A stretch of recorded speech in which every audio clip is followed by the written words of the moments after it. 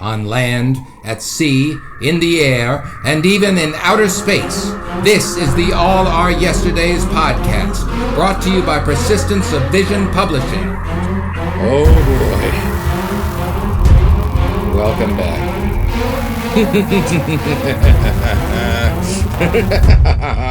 Ladies and gentlemen, when I say welcome back, I mean welcome back to the All Our Yesterdays podcast. Yay, we're back. Yeah.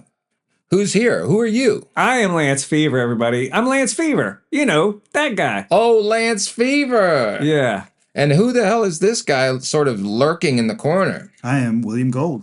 William Gold. My name is LB Dio, and I live here in the studio, and I still wait and hope for the day when they release me from the studio. That's how we cut corners around here. Tonight we're going to be talking about what? China. China. We're going to talk about very early ancient China, folks. We're still, if you've been listening to the show, which I hope you have, you know that we are still in the Bronze Age. We're still in the second millennium BCE, okay? The period of time that goes from 1000 to 2000 BCE, and even earlier. So we can only talk about the foundational period of China, beginning with its prehistory, and we're going to get through the Xia dynasty. Did I say Xia? I meant Xia. That's spelled Xia, confusingly enough. So that's got to be some kind of a dirty trick or something, which is often recognized or regarded as China's first dynasty. But we don't know if it was real. It's episode 0. It's sort of episode 0. It's the pilot. And the reason we don't know if it's real is, can you guess? Because of the name? No, prehistory. Prehistory. What? Oh, right. Writing. Nothing written down There's about nothing it. written down. Aha. So that ain't good. Basically, we know about the Xia in two ways, through archaeological evidence and through the writings of later civilizations or dynasties in China. So that's, some people say that's just not good enough. And they regard the Xia as mythological. But it's considered to have been around from about 2070 to 1600 BCE. 2070 to 1600. You notice those numbers are getting smaller. You're going to have to explain that one to me later, William Gold. How did the numbers... I don't get it. It's a countdown. It's a countdown, yes, to baby Jesus. Then we're going to talk about the Shang dynasty, okay? 1600 to about 1046 BCE, which is recognized as China's first historically confirmed dynasty. The Shang established the earliest known Chinese writing system and developed advanced bronze working techniques. There's bronze again. Boy, don't you get tired of bronze? I don't. I'm ready for silver. Yeah, well, silver. Or gold. Forget it. Those are just metals. These are alloys we're talking. And we're going to focus on the early Chinese civilization's culture, social structure, and the beginning of centralized governance in China. Kick it off. Let's talk about the geo in geopolitics, the geography, the physical attributes of this region.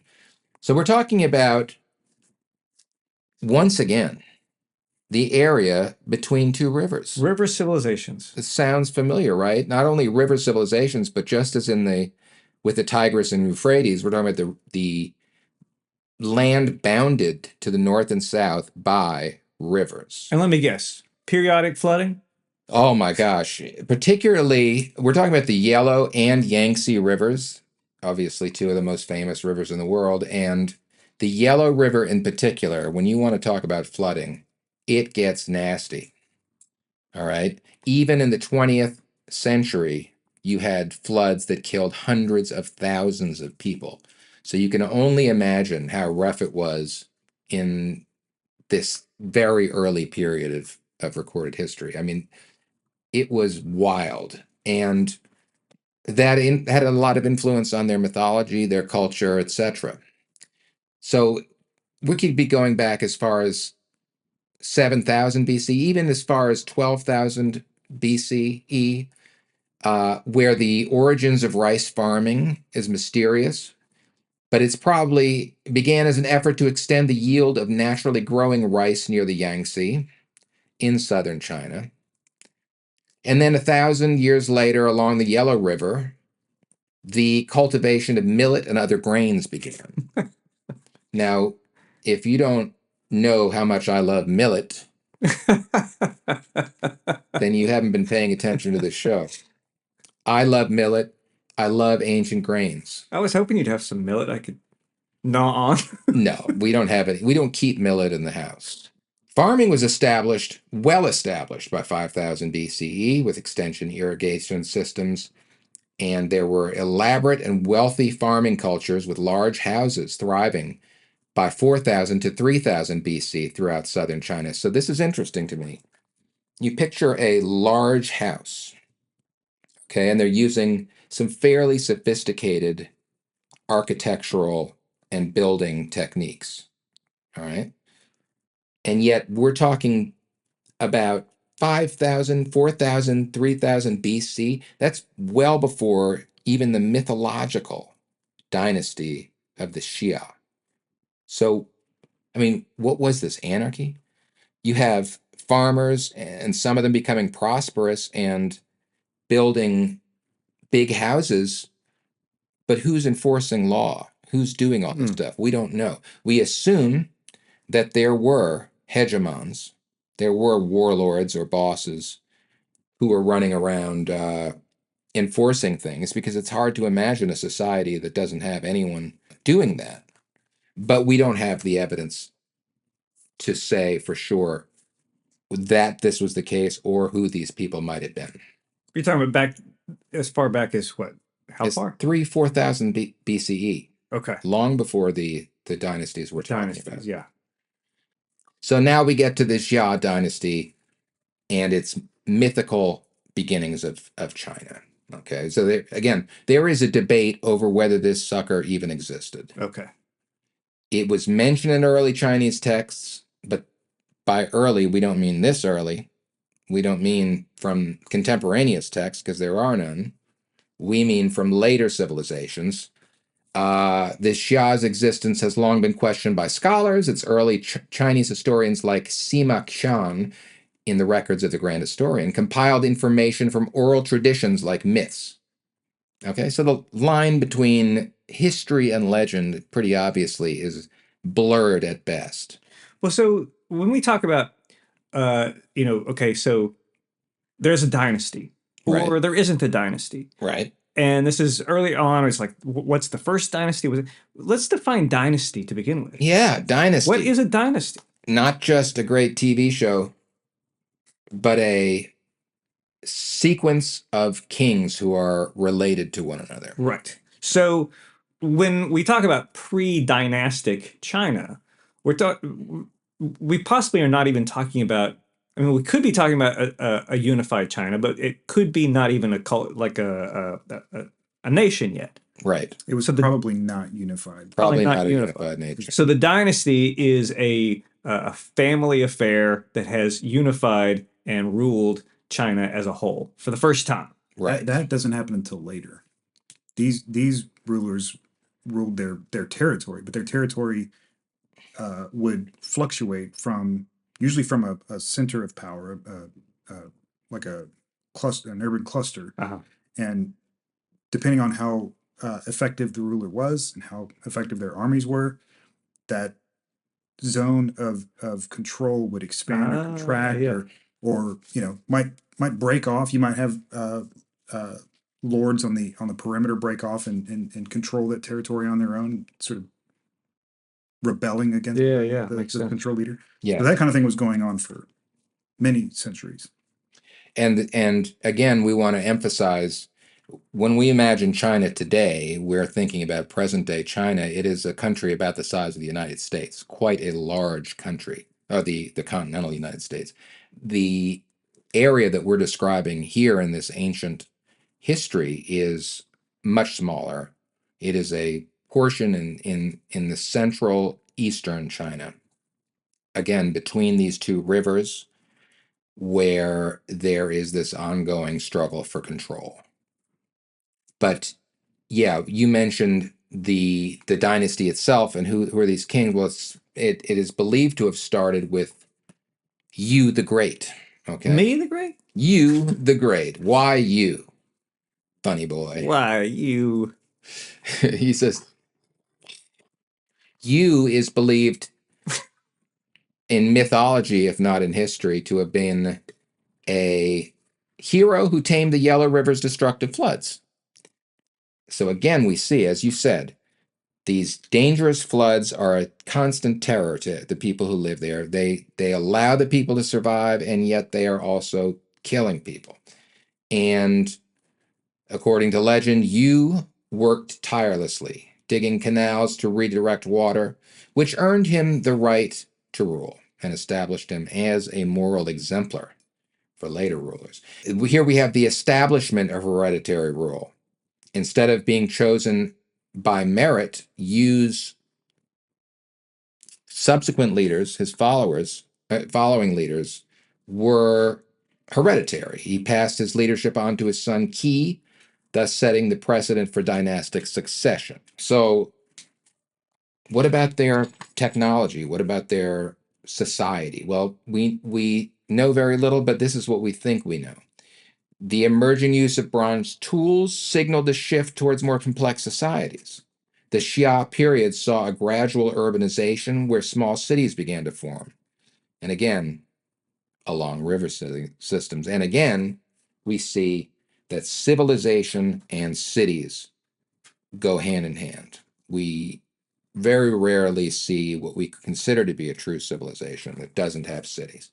There is a shift to centralized leadership, as we said, and the Xia, real or not, had an influence on later Chinese ideals of governance, particularly the moral value of virtue and filial piety. Wait. Okay, so you're saying that this episode 0 of the dynastic period, Yes. the dynastic early dynasty, right, had an influence, but it might not have even existed in the first place, right? Yes, and I would give you an historical analogy. Okay.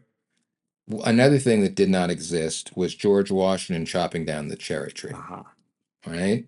That is a moral example to all Americans to never tell a lie, even though it didn't happen. Yeah. So it's the same with the Xia. They were written about later as having embodied the moral virtue that a Chinese person should aspire to, Interesting. the filial piety. And so even in this very early mythical, quasi-mythical period, which is partially shrouded in the mists of time, we see the beginning of a Chinese identity that still exists today. Like cultural norms or cultural norms, cultural identifications. I mean, again, what does it mean to say someone is Chinese? What does it mean to say someone is Greek or American? Part of that is a modern nation state can confer that identity on someone, but the Chinese didn't have a nation state going back this far. What they really had was language and a writing system and a culture. And that's what defines a Chinese person. Okay.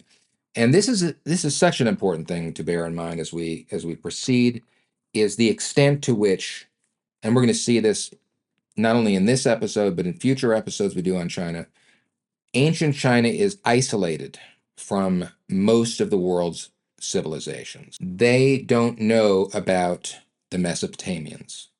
They don't know about the Indus Valley civilization. They don't know about any of the others we've been discussing so far. And so they are going to do a lot of stuff on their own. They're going to invent a lot of stuff, reinvent stuff that we think of as having been invented by, again, the Mesopotamians, things like the wheel and stuff. The wheel is not reaching China from Mesopotamia. It is going to have to be invented in the area of China, if not necessarily by Chinese people. Because there are other people around, of course. There are people that, and here's this term again, the Chinese regard as barbarians. What is a barbarian? Again, it's someone who doesn't speak your language. It's someone who's not from your society. And so the history of ancient China in particular is a struggle with and against barbarians, so-called, who surround them. But at last, in around 1600 BCE, we reach the rise of the Shang, the first historical dynasty. The Shang is led by Tang the Successful. Right? I guess so. And the first thing you're Could going be to led by the failure. yeah. The first thing you're going to ask was Tang successful or unsuccessful? And I would refer you to his name, Right. Tang the Successful. Yes. Yes, he was successful. He overthrew the Xia. And so the Shang dynasty begins with a conquest led by Tang, who defeated the last Xia king in battle. Tang's success marks a new era in Chinese history, with the establishment of a more formalized rule and sophisticated social structures. This is adding yet another layer that will become typical of China, which is a highly formalized society that has a complex and highly regimented bureaucratic system when things are functioning fine, because there are plenty of times when society breaks down in China. You have these inter-dynasty periods that are called the times of the warring states and stuff, where things are quite chaotic. But when things are established, you have this sort of cultural characteristic coming to light of these formal courts with formal rules where everything is political rather than a physical power structure, and where people are given their ranks and their titles and know where they're supposed to be and who they're supposed to be and what they're supposed to do. And with Shang, right? We have writing for the first time. We have writing from the Shang, and it's interesting writing because why, William Gold? Because we find it on the shoulder blades of slaughtered animals and on tortoiseshells. Yes, and that we do, which is strange. But what's also interesting is that it is the same writing that they use today. I mean, That was going to be my next question. that yes. that is a gross overstatement, but it is true that its connection to the modern Chinese writing system Yeah. is strong enough that it really is kind of considered to be the same writing system. You can look back at these bones and read what they wrote. Yes. So Well, I can't. But you can't, but that's because every time you open your mouth to show your ignorance. Okay, so yeah, we have the overthrow of this Xia. We have the establishment of several capital cities, the last and most significant being Anyang. Anyang contains extensive archaeological evidence of Shang culture, including palaces, temples, and tombs, with exactly what you want to find in an ancient capital city. Hell yeah. So the political structure and leadership is as follows. There's ancestral worship and the king's role. Shan King served as both political and religious leader, mediating between the human world and spiritual forces, particularly the spirits of deceased ancestors. And what does this do? It reinforces the king's authority. It sanctifies his rule.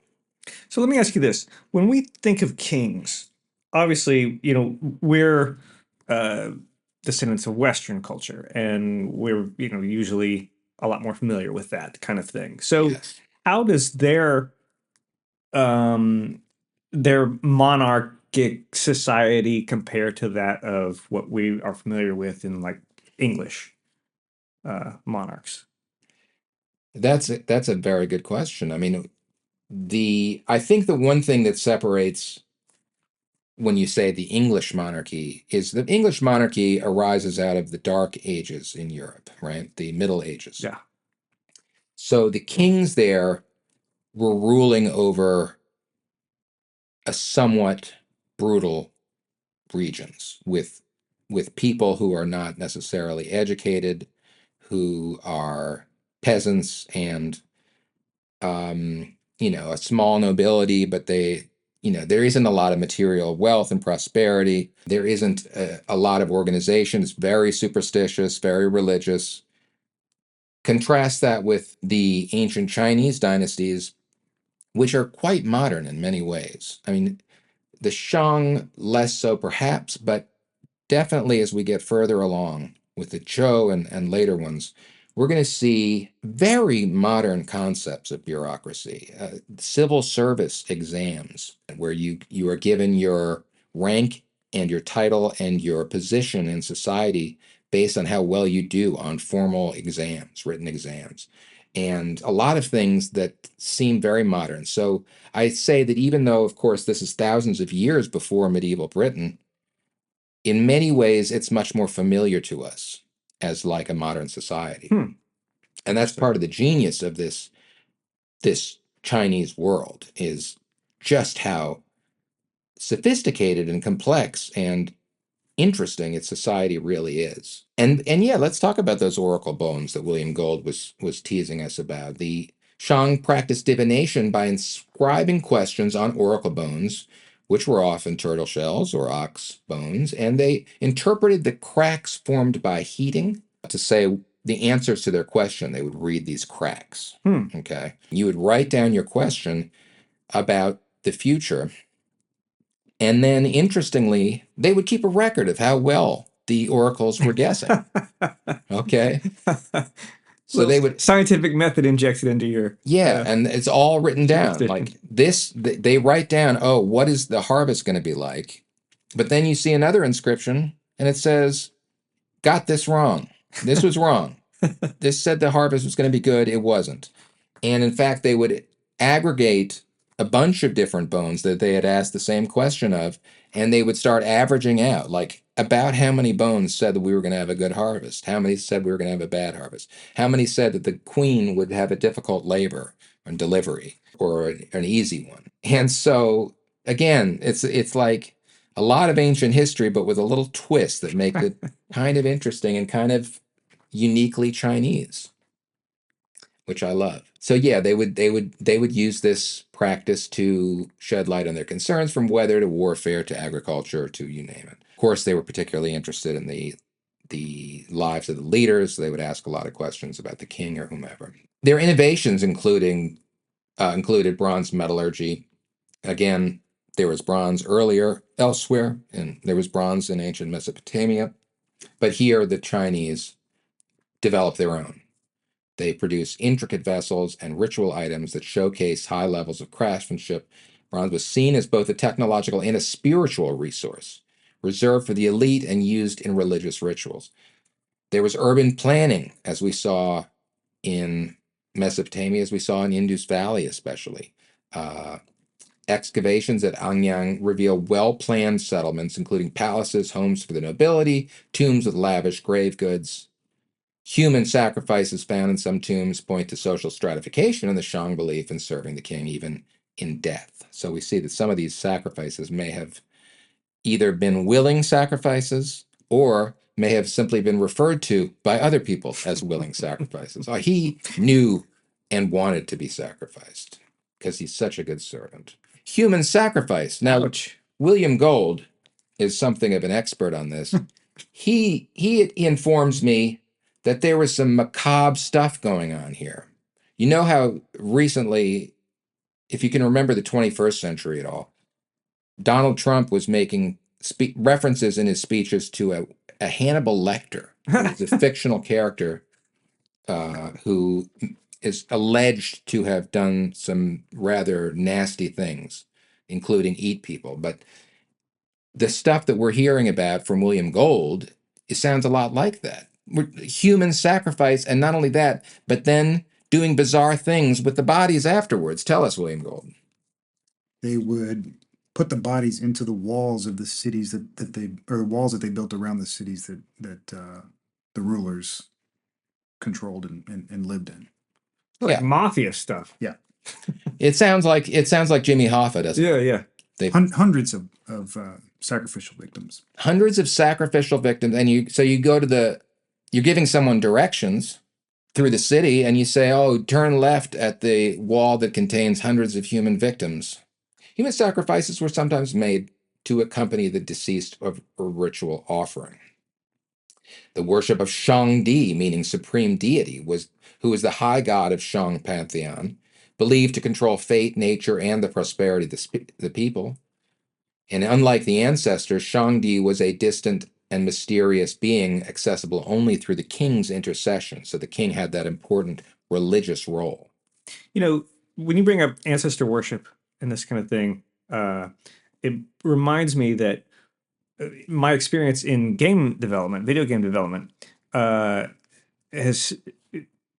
I'm just reminded of the fact that when we were going to release a game in China, that we would often have to go back and revise and change if we had included any sort of undead creatures. Mm, We couldn't have skeletons. no skeletons, no zombies. And it was explained to me that that had to do with the ancestor respect. It would be disrespectful to ancestors Disrespectful. to show zombies and skeletons walking around. Correct. Fascinating. Yeah, yeah. And that's interesting to me that, you know, this is such an old thing in this country, and yet it still has bearing on, you know, the fact that I can't release a video game with undead creatures as Yes. enemies. It is fascinating, and it's fascinating to see how durable these beliefs are. But it makes perfect sense because we have a rational side to us, and we also have a mythological, religious, superstitious, spiritual side to us that is not rational. You said durable. I heard adorable. It's also adorable. It's really, really cute. And of course, we can't talk about any ancient civilization, can we, without talking about their damn ceramics, their potteries. Potteries. Damn I don't potteries. know why. It rubs me the wrong way.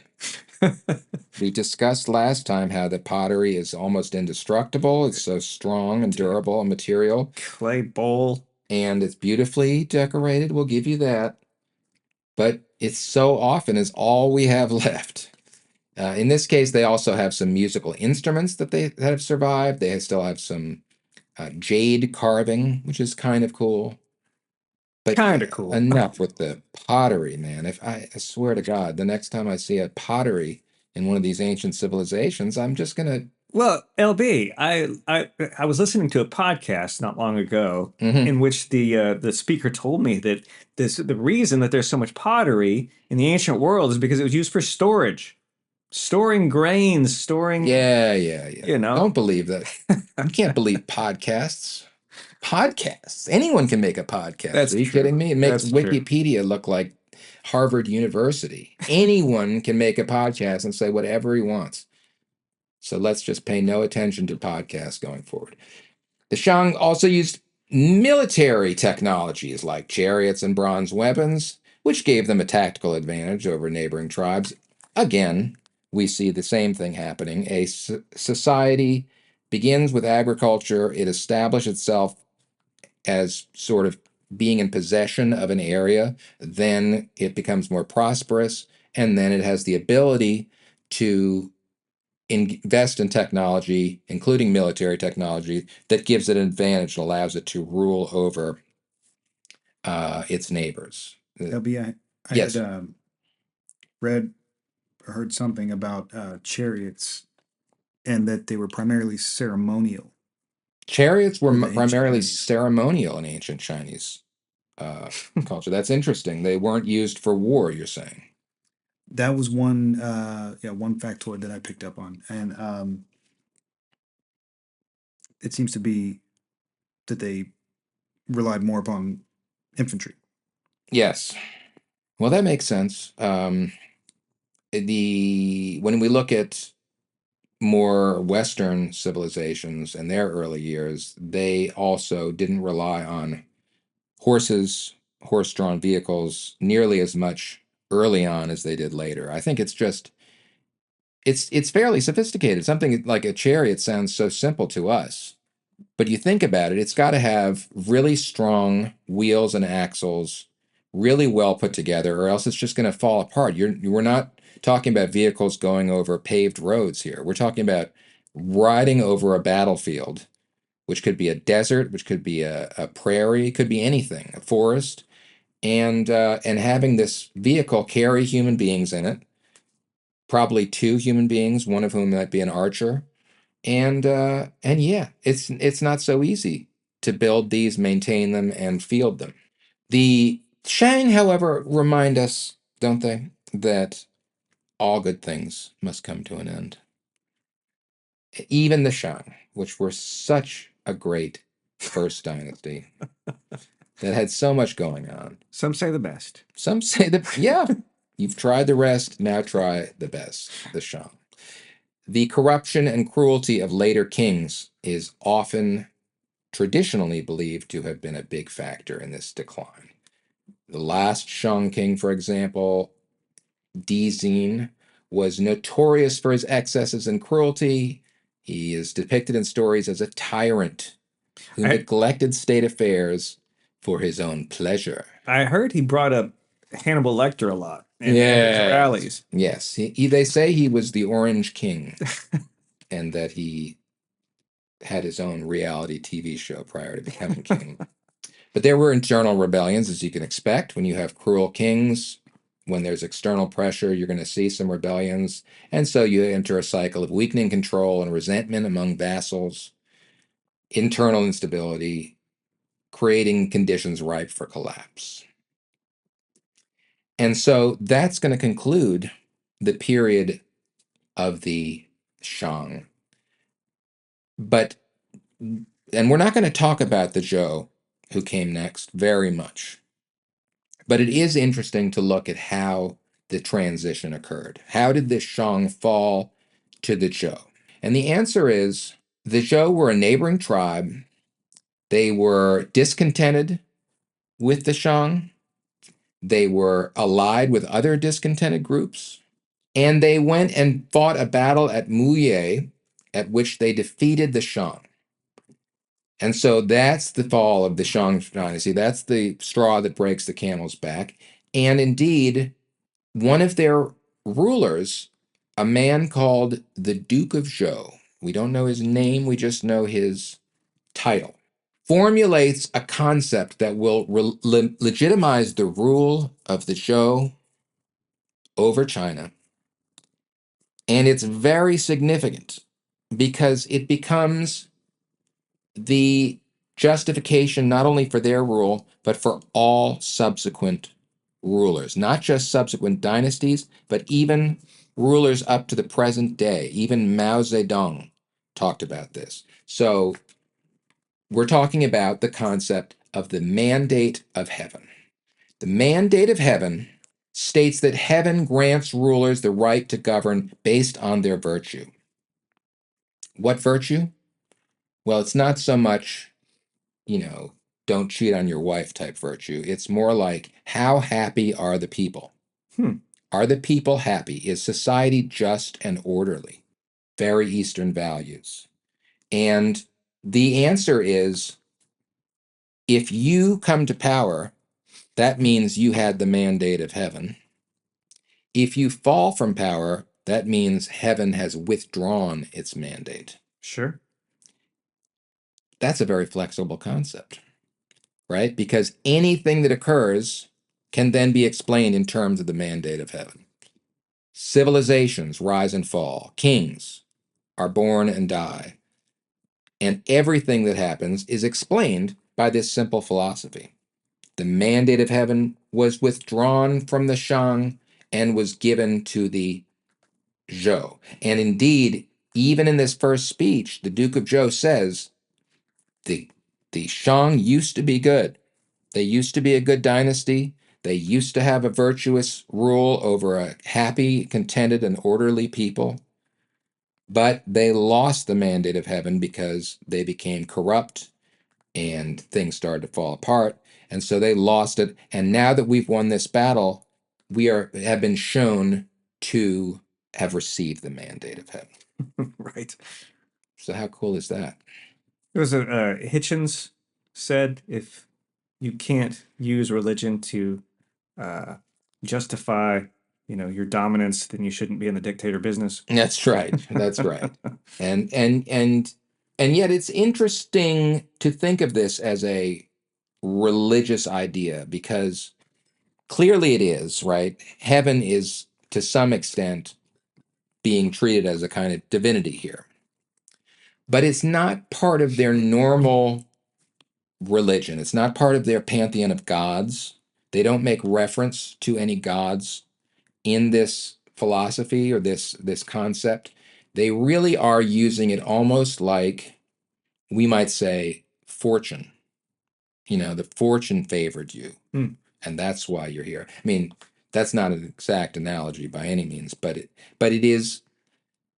It's closer to scientific by the standards of the ancient world than it is to religious. So yeah, that's this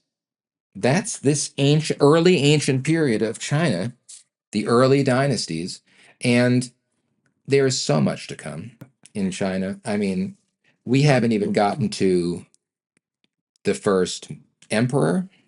Who is the first emperor, William Gold? Well, let me see if I can pronounce it right. Qin Shi Huang. That's wrong. No, I'm just kidding. That sounds right to me. And we haven't gotten to the first emperor and therefore the first Chinese empire. We haven't gotten to the establishment of these fantastically modern bureaucracies. We haven't gotten to the inventions of these remarkable technologies, so many of them. We haven't gotten to the thinkers that are going to arise later on in like the fourth and fifth BCE, fourth and fifth century BCE. Guys like Shuangzi, Lao Tzu, and Confucius, whose influence is as strong today as it probably ever was, who are major thinkers in human history, and who, remarkably enough, lived at right around the same time as major Western and Near Eastern thinkers like Socrates, Hmm. the Buddha, the Mahavira, the other Greek philosophers like Aristotle. These guys all lived right around the same time. And in fact, I always love to tell people go read a book called Creation by Gore Vidal, in which a single character, who's a very long-lived character, long-lived, is able to meet all of these people Hmm. in the course of his travels. Of course, it's fictional. It's unlikely that anyone ever traveled all the way from Persia to China at this time, but it's a wonderful story, and it really emphasizes what a fantastically productive period this was in creating the world's view of itself, humanity's view of itself, and everything else. Who's your favorite My favorite what? guy? Guy? You are Lance Beaver. You're a very close second, William. No, have you read a lot of Confucius or anything? Oh, yeah. It's like Me, I haven't read so much Confucius. I have read some Shuangzi Mhm. and Lao Tzu, some Taoism, in other words. okay.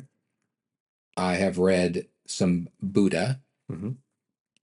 I have read a fair amount of Socrates and Aristotle and these contemporaneous philosophers. And I'll tell you, who is my favorite? Gosh, well, who's your favorite? Tell us. Oh, I don't claim to know anything about these people. That's very Socratic of you. Obviously, you like Socrates and Plato. I think that as far as like interesting figures, I would have to say maybe Aristotle. Aristotle was fascinating. And like on top of all the stuff he did, which was incredible in its scope, in writing authoritatively about everything from poetry and theater to morality to the various sciences or what passed for sciences back then, and in such an authoritative way that until the Renaissance, he was regarded as the world's foremost authority, and not just in Europe, but in the Middle East and in the Arab Islamic world. Hmm. But on top of that, he was also friends with Socrates and Plato, or at least Plato. He was the tutor to Alexander the Great in his boyhood. So yeah, this guy had an interesting life and was a fascinating mind. Unfortunately, his writing is terrible, and this he adumbrates Western philosophers ever since. That most of the very best philosophers in the Western tradition are atrocious writers. And Aristotle's writing has been compared to, reading his writing has been compared to chewing dry straw. But, but in fairness to Aristotle, we don't know what he would have written like if he had written a book for the public. What we have from him is effectively his lecture notes. Ah, interesting. Yeah.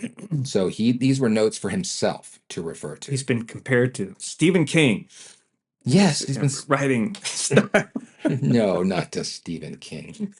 But yeah, Shuangzi and Lao Tzu are very interesting, and the concept of the Tao, Tao, is very profound and fascinating. It really is, and to boil it down, it comes down to this idea of life being like a river, and if you're flowing with the river, you're doing all right, and if you're going up against the current, I don't want to say go with the flow, but I'm gonna have to say it. Then you're not doing a good job living your life, and that sounds very simplistic, but it's very profound and it's very mysterious, quite mystical. Like there's a great quote from, I believe it's Lao Tzu, who says, "The Tao that can be named is not the Tao." The Tao means the way, by the way. So the way that can be named is not the true way. Well, okay. if it can't be named, why did you name it? And why did you just use the name for it? Come on. Come on, man. Loud, sir. But we're getting ahead of ourselves, as I said. These guys are still about 1,000 years in the future. So just recap. We had the mythic origins of the Xia, the symbolic transition to hereditary rule. We had the Shang as China's first historical state, with its emphasis on religious practices, ancestor worship, technological advances like bronze. We had the mandate of heaven introduced, a concept that will last for as long as China does, probably. And so we encourage listeners to share questions or thoughts on social media and encourage additional Do we, though? resources. Yeah, we do. We want people. You sure about that? We want people to earn the mandate of heaven. Well, look, we have the mandate of heaven. We're the podcast creators, and if our listeners are ruly and happy, then we'll keep making podcasts. We want them to be ruly. That's a great word. We almost never hear ruly without right? So unruly is a commonplace word. Ruly, a very exotic word. Well, the mandate of heaven sounds suspiciously like divine right of rule. How is it a lot like the divine right? How does it differ? I'm glad you asked, Lance Fever Myers. What is the difference between the divine right of kings and the mandate of heaven? Well, despite their obvious similarities, they're somewhat different because the divine right of kings cannot be withdrawn. If you were born king by divine right, then that's it. You're the king for as long as you live. But if you are a ruler who has the mandate of heaven and you do a lousy job and you make your people miserable and make them suffer, you will have your mandate removed and you will be destined to fall. And so that's the difference. And you can see it's quite a much more humane concept in that respect than the divine right of kings, because it implies that as Rousseau or Hobbes might have argued later on, that the king has a kind of contract or compact with the people, that he has owed their allegiance and their obedience, but he owes them something in return: his protection, his moral leadership, his guidance, and his wisdom. Please subscribe, rate, and review this podcast. ladies and gentlemen, because without you, just as with a king, we are nothing without you. If we can't rule over you, if we can't dominate you, what are we? Really, we're nothing. We can't talk down to you. Yeah, we have to talk down to someone. It's got to be you. So please play that role for us. Or you're going to wind up in a wall somewhere. Lance Fever Myers, do you have any final thoughts? Okay, so what's next then? I want to know what the next podcast is going to be so I can prepare. We don't know what the next one will be because we're excited to welcome a guest to discuss the Peloponnesian War. Okay. If he is available in the coming month, in the next 30 days or so, we are going to have him on, and we're going to do a little time warp. We're going to jump ahead in history to classical Greece and discuss the Peloponnesian War, the war between the Athenians and the Spartans, which, by the way, is a great opportunity for me to point out that I was wrong. In the last episode, I said that the Peloponnese was the name for the Greek mainland. It is not. It is a portion of the Greek mainland that is near Sparta. Come on. Yes. Come on, LB. There are many, many regions with names like Attica and all these others. Peloponnese is only one of them. So, yeah. You blew it. Shame on me. Your mandate of heaven is running thin. This is on thin ice. But yeah, that's what we're hoping. But if he's not available and we can't have him on, then we will proceed with this sort of mid to late Bronze Age period elsewhere in the world, and we don't even want to reveal yet because we don't want people to become so excited that they're unable to sleep at night. Yeah, good. Yeah, that's a good idea. What about your parting thoughts, William Gold?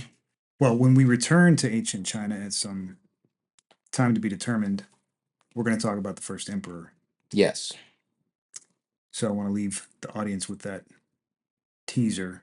If you were wondering about the famous Terracotta Army, you'll have to wait for that episode. Oh, yeah, that sounds cool. And if you haven't heard of the Terracotta Army, boy, get ready. Because it is a trip. It really is a trip. And yeah, so we won't spoil it, but boy, it's pretty cool.